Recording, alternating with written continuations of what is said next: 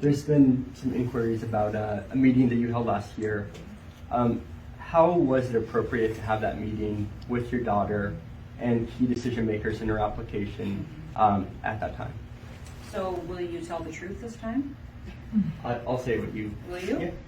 Well, tell the truth of the story because I've been very clear and spoken to this before, and we've communicated with you directly that my daughter at no time received special treatment. In fact, she went through the same process several others did as well. But we all know that we are short of appraisers here in the state of South Dakota. And for years and decades, we've had people trying to buy houses or buy property, or realtors and bankers and even appraisers themselves that have said that the program in South Dakota needs to be fixed. I came in to fix the program. And so we are fixing it, but also we recognize that some people that have been involved in the industry for a long time don't like that, because the program before required that appraisers train their competition. And it limits their ability to put more dollars in their pocket.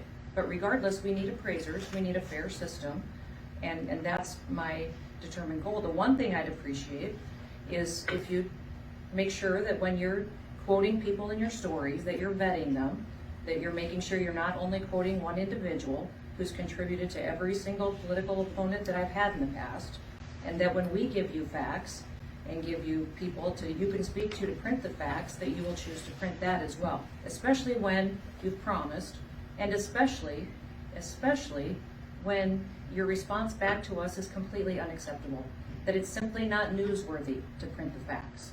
This story has been twisted and has been manipulated, and there's an agenda behind it, and I would appreciate it if our media would make sure that they're going forward and telling the truth and all the facts when they talk about them.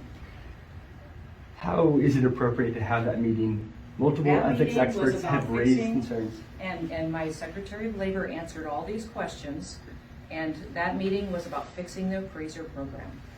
But that meeting also touched on your daughter's application for a That license. meeting was there to talk about fixing the appraiser program and what we needed to do to make sure that we were going forward in a way that got us more appraisers in the state of South Dakota. And that didn't raise any ethical concerns for you? To talk about fixing a To have your program daughter that in a needed to meeting be with key fixed? decision makers? She was there speaking to the program. And her license was pending before the program? No, the decision was already made on her path forward, and let me be clear, Stephen, and print this. She went through the exact same process that other appraisers did in the state of South Dakota. She at no time received special treatment. So were you aware that an agreement had been reached before the meeting? We didn't even talk about that. So, Your Secretary of Labor said that you talked about it.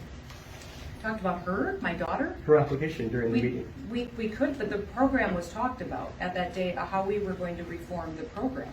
The meeting was not to discuss her. But your Secretary of She Labor gave her said... personal experiences through the program. Of course, she gave her perspective and how long it took to go through the program and how difficult it was. But I would also challenge you to go talk to other people in the state that have indicated for years. We have letters of the entire congressional delegation that have said that this appraiser program here in the state of South Dakota was a problem, but also in the country, and that it needed to be fixed. So for years, even when I was in Congress, people would travel to Washington, D.C. to ask me if there's anything I could do to help fix the appraiser program here in the state of South Dakota.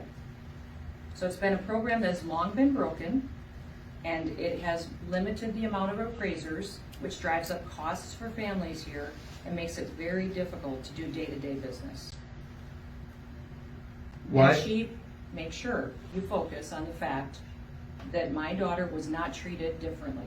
She at no time received special treatment. She went through the same process that several other individuals in the state went through. So if any of those other individuals had requested a meeting with your Labor Secretary and yourself and the head of the I department, meet you would with have people accommodated every that? single day. In fact, I bet I've had 7 or 8 meetings with individuals in the state of South Dakota just today. Have you had any regarding their appraiser application? Yes, many. Why, do you think I go into this without having conversations with people over the years about the program? Absolutely. I have for years. Anybody else? When this... Yes. I'd Jim? just like to back you up a little bit here. I spent over 2 years working with Tom Hart in your office for a constituent who was having the same types of problems, except he was an experienced appraiser who, with the medical and so on, had to reapply, and it took him almost 2.5 years. He happens to be a committee man of the other party who said he would speak to anyone in your defense on this and how broken that program has been. Well, we have referred people to Stephen, and he's chosen not to write a story about the broken program because he said it was not newsworthy. Next. Why was